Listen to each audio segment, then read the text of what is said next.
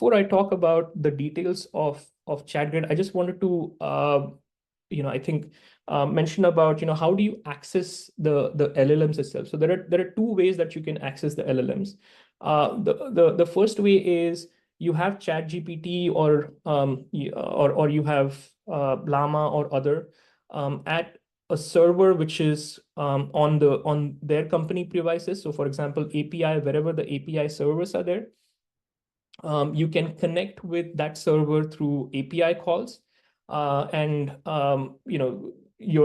this is outside your company facility. So this is outside your cyber security for the facility. So this is just done through API calls. The other way that you can do it is actually install an instance of that LLM application in-house in your own facility.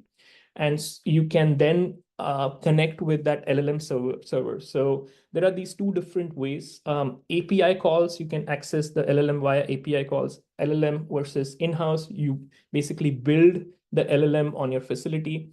For API, you have to pay for the price per API call, which are tokens. There are different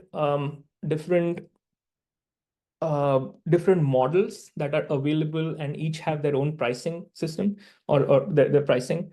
With API calls, it's less secure because now you are communicating with something outside of your facility. Whereas with in-facility or in-house developed LLM, it's more secure.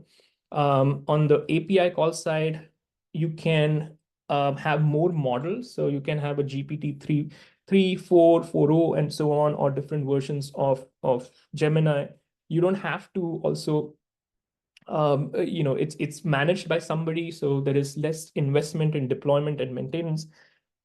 So there are these two different ways of how you can access the LLMs.